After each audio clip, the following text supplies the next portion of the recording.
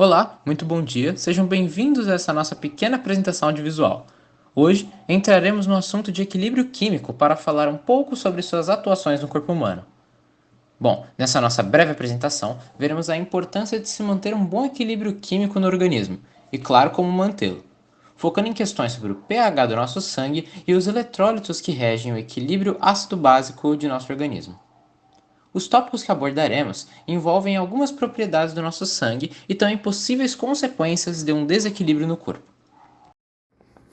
Começarei explicando como o pH e os eletrólitos agem em nosso organismo. Antes de falar sobre as suas influências do pH no sangue, é importante revisar rapidamente o que é o pH.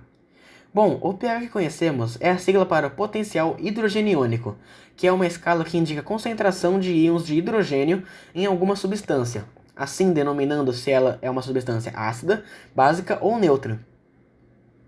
Em uma temperatura ideal de 25 graus Celsius, essa escala varia de 0 até 14, como visto na tabela, onde o 7 é considerado um pH neutro, abaixo de 7 é considerado um pH ácido e acima de 7 é considerado um pH alcalino. Com isso, o valor do pH de qualquer substância pode ser obtido por meio da relação de um logaritmo negativo com a concentração dos íons H+ na base 10. Mas agora que revisamos o pH, é hora de falar sobre suas influências no corpo.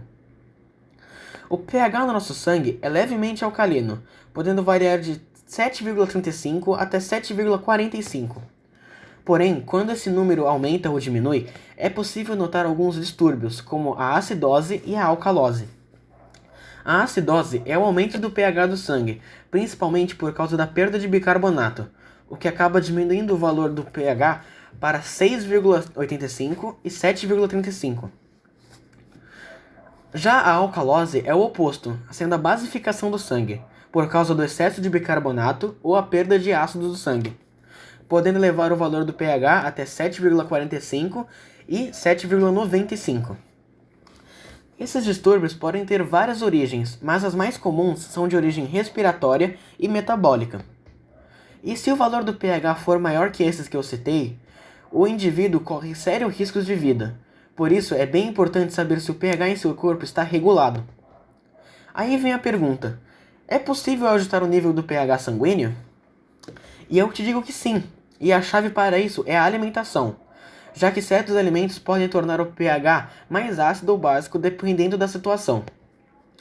Em casos de acidose, é recomendado evitar alimentos que possam diminuir o pH, como carnes, feijão, café, refrigerante, álcool e etc.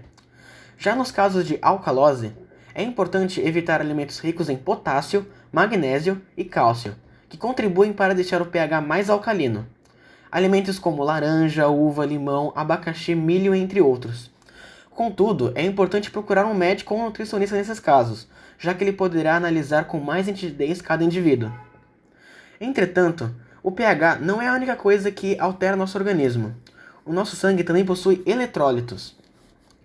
Primeiramente, os eletrólitos são íons de sais que possuem uma carga positiva ou negativa, e transportam essa carga elétrica para todo o nosso corpo, permitindo que sejam realizadas diversas funções. Os principais eletrólitos presentes no sangue são magnésio, potássio, sódio, cálcio, cloro, fosfato e o sulfato. Porém, quando essas substâncias não estão na concentração correta, acarreta para uma condição chamada de desequilíbrio hidroeletrolítico. Normalmente ocorre por causa de uma perda repentina de H2O e de eletrólitos, em quadros de transpiração intensa, excesso de urina, diarreia e vômitos.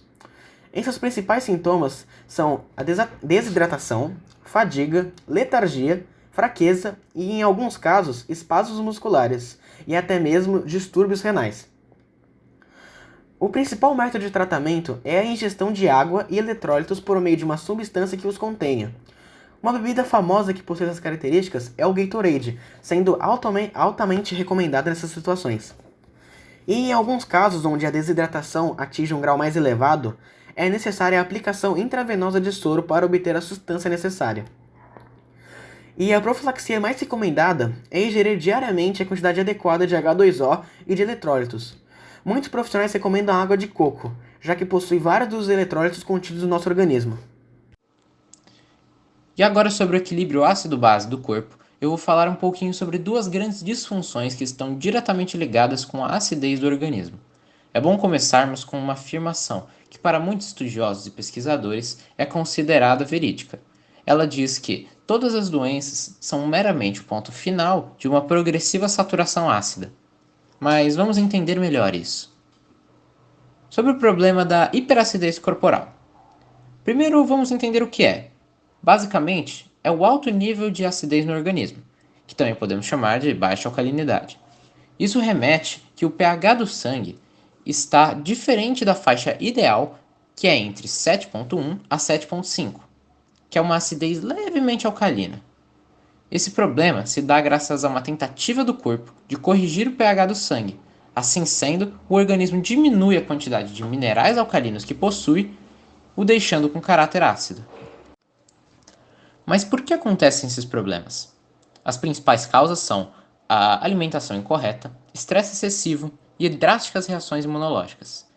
Cada uma dessas, de sua maneira, contribuem para a falta de oxigênio e nutrientes necessários na célula. E aqui podemos encontrar a explicação para a afirmação do slide anterior. Com o pH do sangue ou do corpo desregulado, há uma redução das funções do sistema imunológico. Isso cria uma abertura para diversos antígenos, podendo causar doenças ou infecções.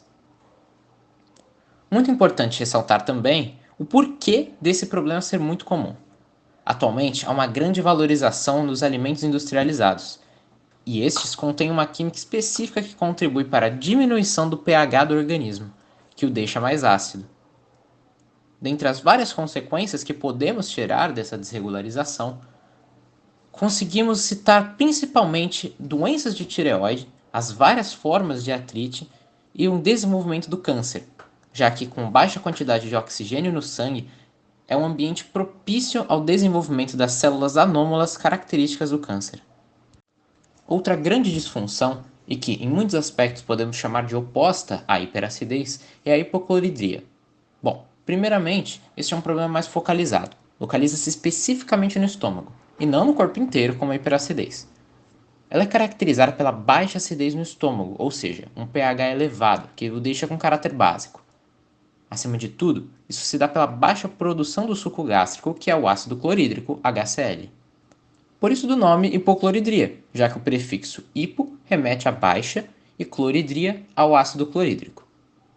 Dentre suas principais causas, podemos destacar duas. Uma, que podemos chamar de a mais simples, se dá por uma infecção bacteriana da Heliobacter pylori. A outra é de uma decorrente gastrite crônica, que é mais comum em pessoas acima dos 65 anos, pacientes de recentes cirurgias no estômago ou usuários frequentes de antiácidos e remédios para refluxo. Seus principais sintomas são os desconfortos abdominais, náuseas, má digestão e cansaço excessivo. Por ser um problema de uma escala menor, que atua apenas no estômago, seus tratamentos são relativamente simples. No caso da infecção bacteriana, podemos ressaltar o simples uso de antibióticos. Já para a gastrite crônica, é comum o uso de suplementos de HCl com adição da enzima pepsina, que ajuda na digestão. Esse medicamento tem o intuito de aumentar a acidez no estômago, reduzindo seu pH.